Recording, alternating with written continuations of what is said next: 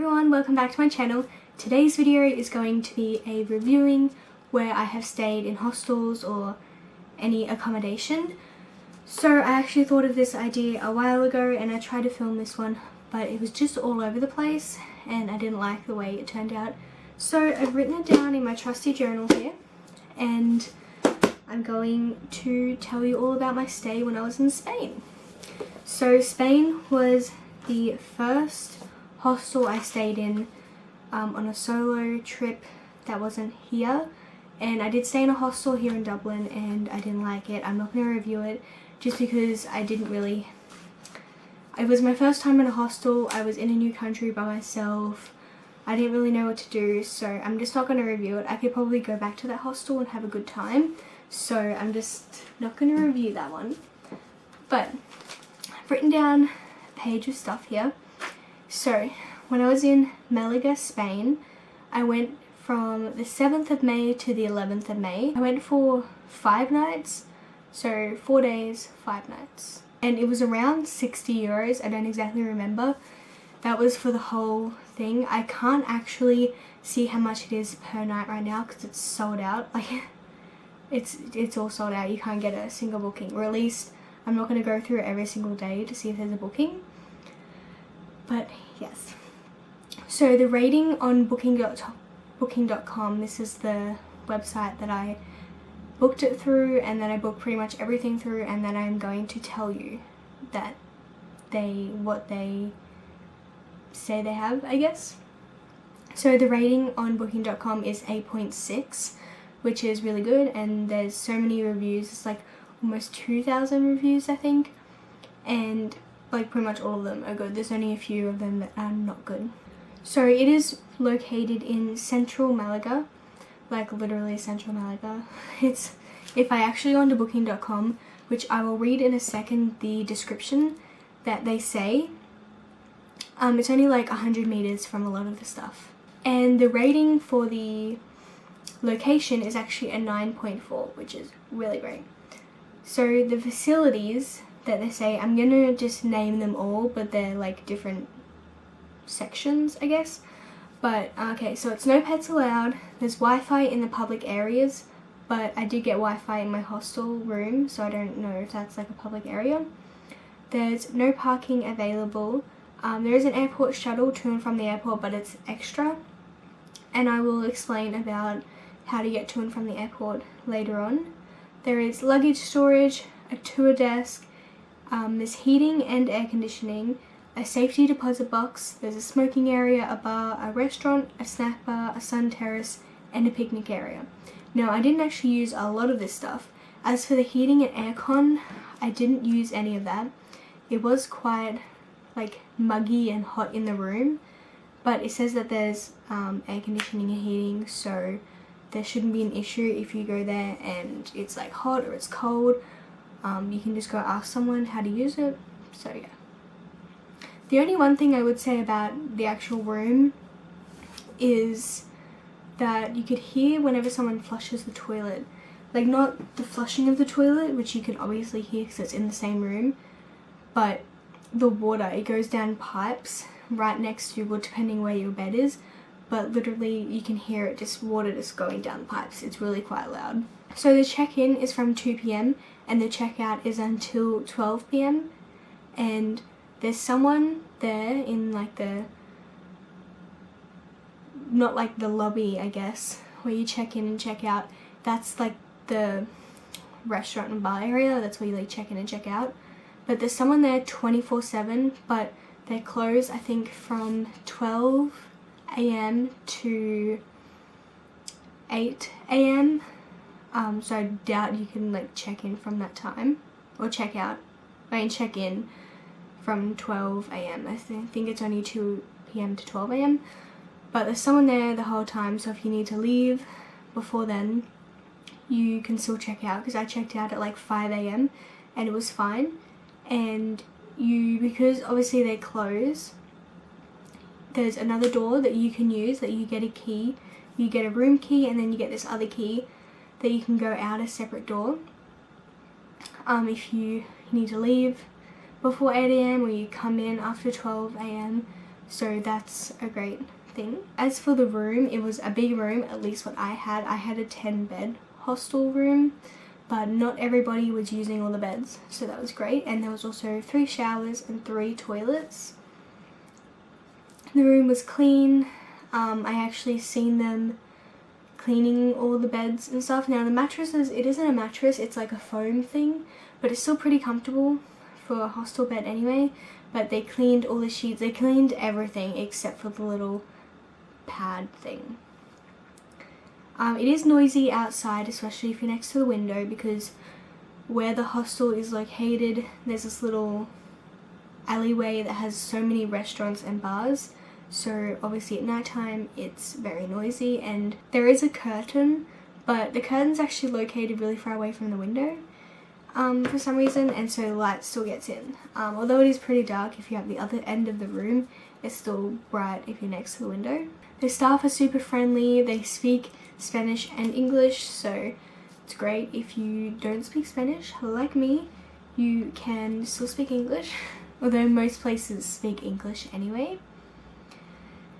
And it was an easy check-in and check-out, all super great. So I'm just going to read the description that they have on booking.com. Okay, so I'm just going to show you on here, sorry for the reflection and the lighting, the sun just came out, which is why I'm yellow. This is what it looks like on booking.com. I guess all this stuff looks the same, but the photos, because I'm not going to insert them, I will just slowly scroll down the photos, and they are actually all pretty correct. Although the photos that are showing in here is a private room, the hostels, like the actual hostel room, is actually still really good, and my internet sucks. So for the description, it says, stay in the heart of Malaga.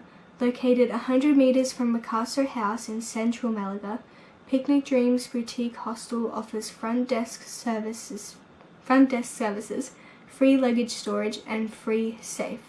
The hostel boasts a furnished rooftop terrace, which I never used. I didn't actually know they had that. Rooms at Picnic Dreams Boutique Hostel all include ensuite bathroom with shower. They all have air conditioning, toiletries, and towels included, which is great when the towels are included, because I don't want to pay extra for a towel. There is a restaurant and snack bar downstairs where you can have something to eat during the day, which is, they actually do have really good food. I never ate it, it's actually kind of expensive. And I think it's all healthy stuff too, like vegan, vegetarian, and that kind of stuff. There is also free city maps as well as free Wi-Fi in all areas. A great range of bars can be found nearby, as well as Marc de Lario Street. I'm sorry if I'm saying that wrong. With its several shops. From Picnic Dreams Boutique Hostel, you're within 5 minutes walk of the Plaza La Merced, the Alcazaba, and the Gibraltar Castle. I'm sorry if I botched any of those words. But yeah, it's really close to, the Picasso House is like literally close to a lot of stuff. When you're walking from where the bus drops you off from the airport, which I'll mention soon, to the actual hostel, you walk through all the main tourist areas, or like the tourist parts. Obviously not through everything, because like you're not going to be walking through a hill where the Alcazaba is, so but you can see it from your hostel if you walk just like a little bit left to it or right. So the airport, I got to Spain. When I got to Spain, it was really late at night. Well, not really late, but it was late at night. It was dark. I think it was like 9:30 or something p.m. I didn't know how to get to my hostel. I didn't know how to get from the airport to the actual city, because it's not in the city, obviously. And most airports aren't. But I seen, like, on my Google Maps, I was using the Wi-Fi from the airport, and I went on Google Maps and I said, how do I get here from here? And it told me to take a bus that was like the A bus to, I'm guessing, the city. And so I just got it, and I didn't know how to pay for a ticket because I only had like, I think it was like a 10 or 20 euro note. but you can use that. You don't have to have exact cash or anything. The bus driver has change, which is amazing, and it's only €3. You go straight into the city. There's lots of different stops. Now where you get off the bus, it's at some, I actually don't know where it is. I think it's the Peso something. I actually don't know, I'm sorry. But it's like all these trees and garden area things. And you get off the bus, you walk across the road, and you walk up a little hill, I guess. So really hill, the road just kind of rises a little bit. You walk past the cathedral, I think it is, the Malaga Cathedral. And then you walk down all these little alleyways and stuff, which there's lots of them in Malaga anyway. And because it was night time, people were having dinner, and so it was like busy and stuff. Then you walk past the Picasso house, which that was closed, or the museum. And then you eventually get to like a courtyard, which has roads that people drive on, where you're actually walking through the like Picasso museum and the cathedral and stuff. There's actually no driving. There are only some roads you can drive on, and it's very little cars. Once you get to the courtyard, there's roads, so you have to be careful of that. But when I say courtyard, I mean there's like a big spot that's like a concrete slab pretty much, and then in the middle of it is some sort of statue monument thing, and there's some seats that you can sit around. There's really pretty trees, although I didn't see that at night, but they're nice and purple trees. If you check out my Instagram, you'll see them. And it's just kind of surrounded by buildings. One side has, the side that you walk out onto, there's like a gelato shop, restaurants, there's like a tattoo shop and a supermarket. Then another side there's like, I think there's a tourist place and sushi, and then that's also the side that has the hostel. And then on the other side there's more restaurants, it's like a Starbucks and stuff like that. So you're really close to lots of restaurants, ice cream shops, a supermarket, which is what I use the whole time. But it's super easy to get to all that stuff. It's only a 10-minute walk from the bus stop, and I felt safe the whole time, especially when I was walking at night to get to the hostel, and I had to walk early in the morning to get to the bus stop again when I was leaving, when the sun wasn't up yet. But I did talk to my mum on the phone, so I was actually talking, like I wasn't fake talking, so that obviously like people could see that I was like talking to someone, and I had a phone so that I could call someone if they tried to kill me.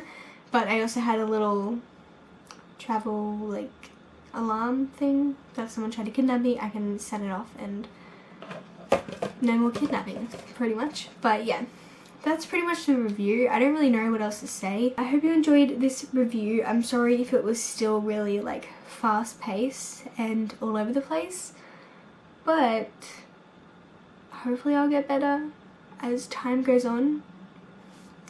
If you have anything else that you'd like me to review, definitely comment down below. I'm going to be reviewing every hostel I've stayed in up until my last holiday, which is the next one.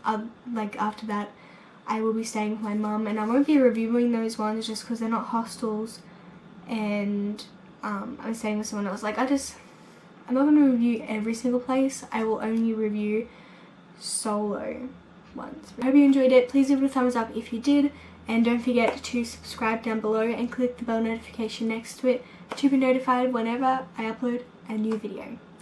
I will see you guys in my next video. Goodbye.